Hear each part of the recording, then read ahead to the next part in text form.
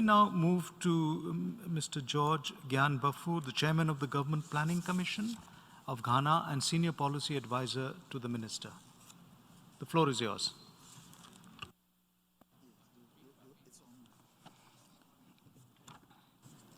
Excellencies, I think there is consensus in this room that we are at a crossroad in our journey towards Agenda 2030 and in our recovery from the negative socioeconomic impacts of the pandemic. We also agree that the global efforts to meet the 2030 Sustainable Development Goals are off target and that commitments required to help countries correct course are coming up short.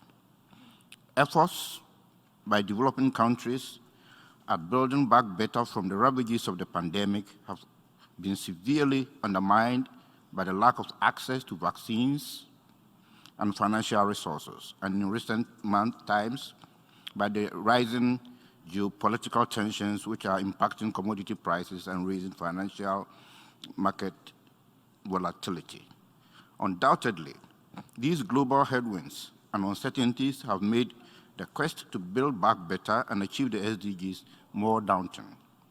They, however, cannot and should not deflate our efforts. Rather, this is the time to be progressive, be pragmatic, and act swiftly. And I want to highlight a few areas. In the area of food security, a global food crisis triggered by COVID-19 pandemic and its supply chain impacts is being aggravated and exacerbated by the ongoing war in Ukraine. The ramifications indeed go beyond our food systems. Entire economies have been disrupted, with millions experiencing severe economic hardships under conditions that threaten the stability of national life. The need for urgent and bold international action, both to respond to humanitarian disaster unfolding in parts of Africa and to build resilience for the future, has never been more critical. My delegation therefore calls for a global plan that ensures a well-sequenced, timely, systematic, and comprehensive response to the crisis that we face. The plan should support the implementation of the African Common Position for Sustainable Food Systems, addresses the $1.5 billion African Emergency Food Production Plan, and deepen support for existing initiatives and that have shown great promise. The global plan should also serve as a global bulwark in diversifying risk in initiatives similar to West African food security systems. Locally in Ghana, the fintech industry has grown significantly because lockdowns caused a significant number of businesses to go online.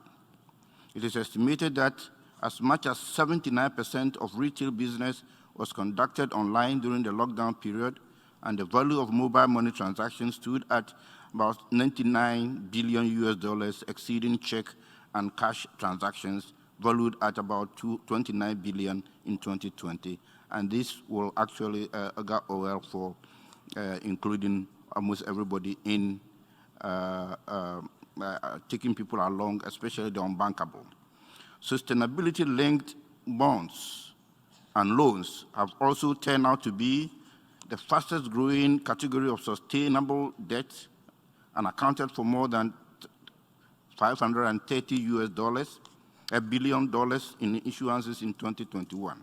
Having already developed and published a sustainable financing framework to enable us to direct more sustainable investment towards implementing the SDGs in Ghana, we are greatly encouraged by these investment trends and potential assets. I'm sorry for that interruption through the distinguished delegation from Ghana, but I'm told that the Secretariat will post your statement on the webpage and also distribute it through their networks.